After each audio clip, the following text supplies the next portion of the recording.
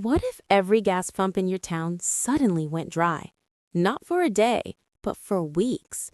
What if grocery trucks couldn't deliver food because diesel ran out? And what if the government already knew this could happen but hasn't told you the full story? In the next few minutes, I'll walk you through exactly how a U.S. fuel shortage unfolds, what breaks first, who gets priority, and the one move the government just made that changes everything. Stick with me until the end, because the last part might surprise you. Why America's fuel system is fragile. This isn't a what-if movie plot. America's fuel system is far more fragile than most people realize. When you swipe your card at the pump, you're tapping into a massive but delicate web: refineries, pipelines, storage terminals, and trucking routes. And it only takes one break in the chain to throw entire regions into chaos. The reason is simple. The U.S. no longer keeps a strong cushion of emergency fuel. The Strategic Petroleum Reserve, the giant underground stockpile designed for national crises, has been drawn down to its lowest levels in decades.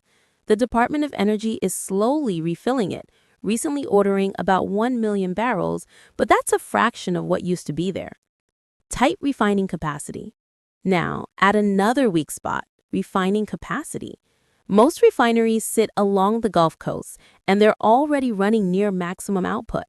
A single hurricane, fire, or major maintenance delay can choke supply for half the country. It's not just about crude oil. It's about turning that crude into gasoline, diesel, and jet fuel. If a few key refineries go offline, supply drops instantly and prices explode. Distribution fragility. Even if the fuel is produced, it still has to move. Pipelines carry most of it, but they're digital networks too, which means cyber attacks can shut them down. Remember the Colonial Pipeline hack in 2021? Within hours, drivers across the Southeast were panic buying gas, stations ran dry, and prices spiked overnight. That was one pipeline. Imagine several failing at once. Driver shortage. Then there's the trucking problem. Fuel doesn't magically appear at your local station. It's delivered by truck. But America has a massive driver shortage. Industry reports show tens of thousands of unfilled driver positions, and that shortfall keeps getting worse. So even when fuel exists at a terminal, it might sit there for days because there's nobody available to haul it. Fewer drivers mean slower deliveries for food, trucks, and critical supplies. So what happens if a major disruption hits tomorrow? Here's the realistic chain reaction. Within hours, long lines form at gas stations. Within 2 to 3 days, grocery deliveries thin out. Within a week, diesel shortages drive food and shipping prices up. 2 weeks in, manufacturers start scaling back production, inflation accelerates, and emergency services begin rationing fuel. It doesn't take months, it takes days. Economic impact.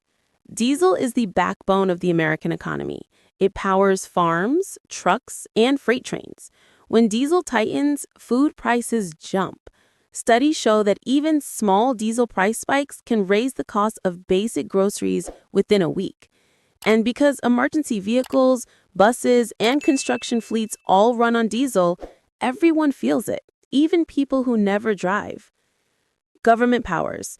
Now, what can Washington actually do in a real shortage? They can release oil from the Strategic Petroleum Reserve, but that's crude, not refined fuel. It still has to go through refineries that might already be maxed out.